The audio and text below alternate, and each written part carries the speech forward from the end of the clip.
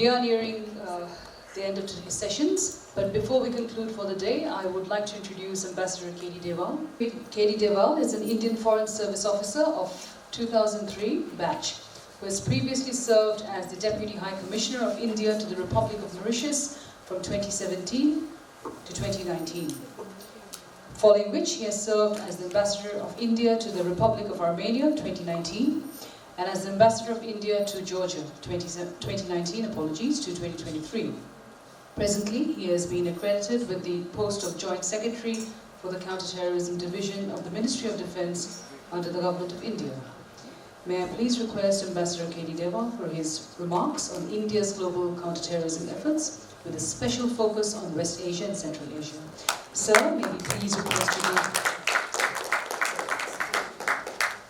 Thank you. I'll try to be brief. I was allotted 15 minutes originally, but I'll try to conclude in around 10 minutes.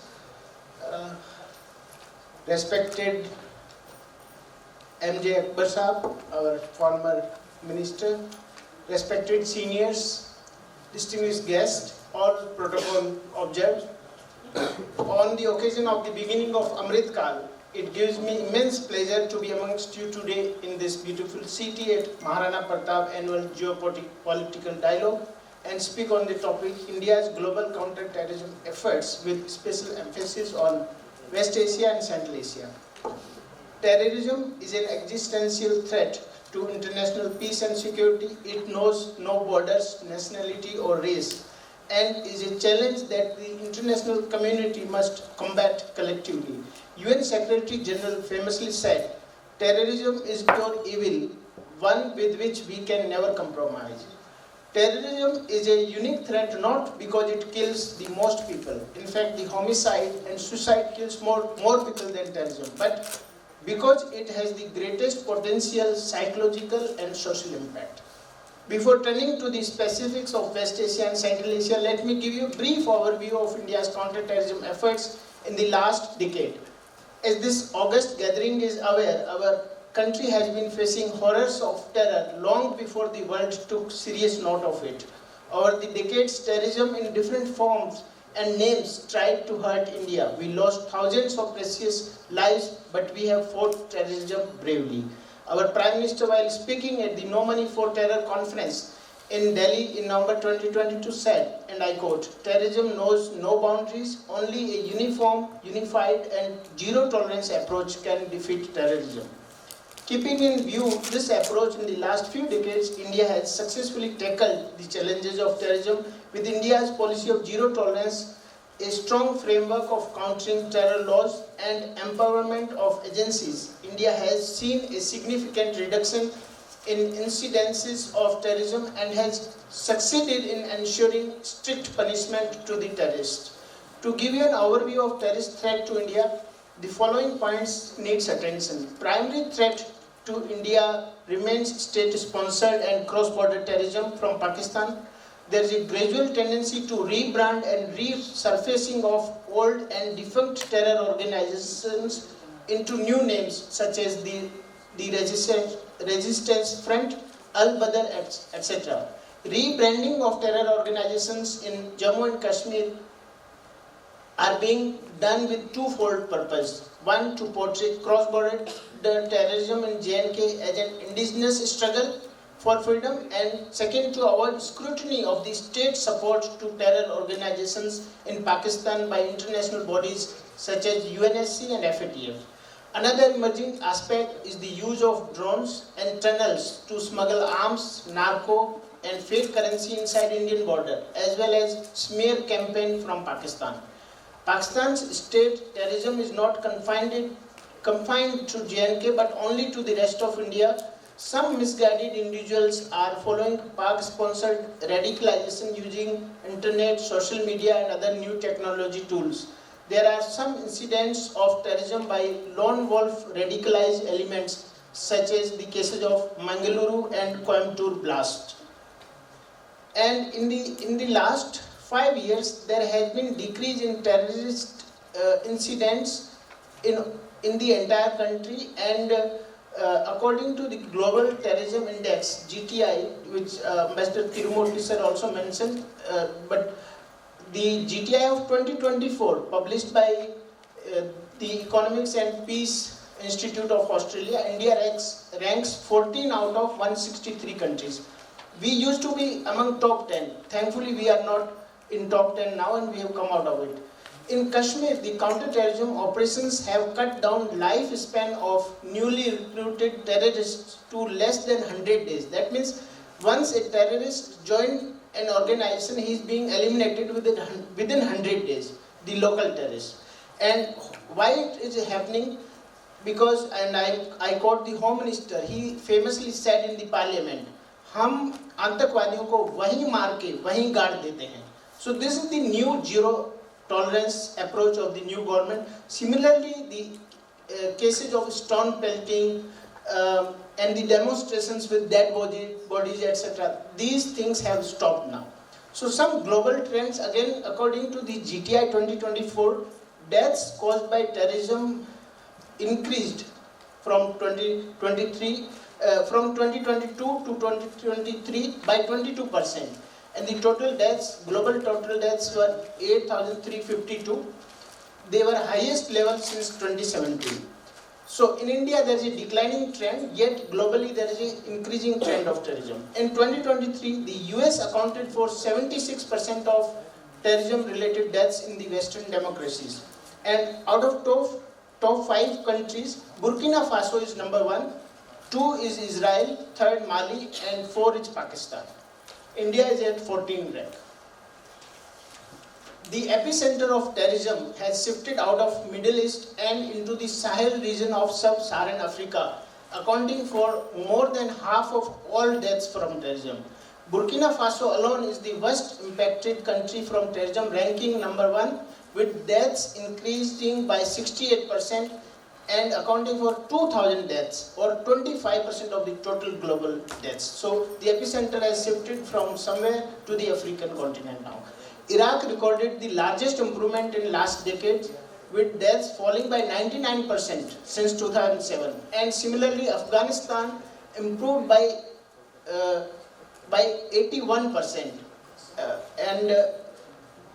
The impact of terrorism has become increasingly concentrated, with 10 countries accounting for 87% of total terrorism-related deaths. So terrorism is going to be concentrated with specific countries now, and more deaths are from those top 10 countries. Over 90% of terrorist attacks and 98% of terrorism deaths in 23 occurred in conflict zones, underscoring the strong link between conflict and terrorism. Now, a short brief about India's global efforts at countering terrorism. India follows a zero-tolerance approach to terrorism. India's counter-terrorism doctrine is based on the principle recognized by the United Nations that terrorism in all its forms and manifestation is a criminal activity and not justified on any ground. As a result of India's persistent efforts, there is an enhanced focus in the international community in the fight against terrorism. India has been at the forefront of global efforts to counter terrorism. In this context, in recent past, India hosted the special meeting of the UN Counterterrorism Committee in November 2022, and also during this meeting was adopted the Delhi Declaration on countering use of new and emerging technologies for terrorist purposes. India also hosted the 3rd Ministerial Conference on Counterterrorism Financing, that is No Money for Terror, again in November 2022, and Interpol General Assembly in Delhi in October 22. India is a member of FATF since 2010, and we have made efforts to expose terror financing of Pakistan in the FATF and ensured its grey listing for more than 4 years, from 2018 till October 22. We had a series of bilateral consultations on terrorism with friendly countries where our resolve to counter terrorism is appreciated and reflected. During the G20 presidency also, counter-terrorism was one of the priority area for us, and the leaders' declaration had a very long, strong paragraph on terrorism.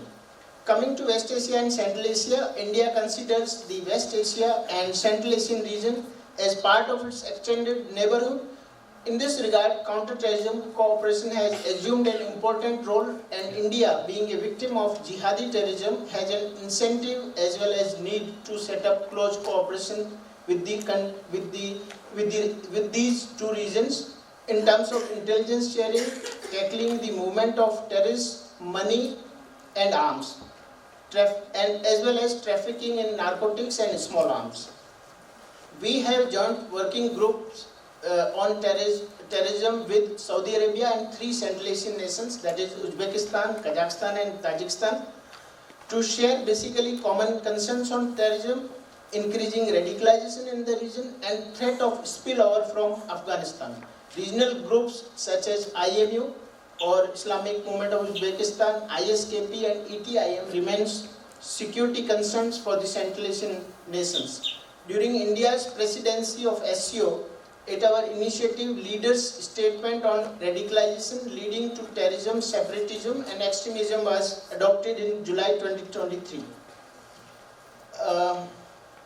Friends, the threat to Central Asia from ISIS is potent, and in its cooperation with these countries, this issue has been prominently featuring. India's parley with the Central Asia and West Asian region envision a joint strategy to combat violent extremism and terrorism. Another feature is the maritime terrorism. In the recent Houthis attacks on the Indian interests are living example of threat at this front. Important is several countries of the West Asian region, despite their traditional cordiality with Pakistan, have developed better appreciation of India's stance against terrorism and non-state actors. Kuwait's decision in 2019 as a non-permanent member of the UNSC to support listing of JEM chief Masood Azhar as a global terrorist was indicative of the growing understanding in the Gulf region of India's concerns on the terrorism issues. Our Prime Minister strongly condemned the terrorist attacks on Israel on 7 October and called for immediate and unconditional release of all the hostages.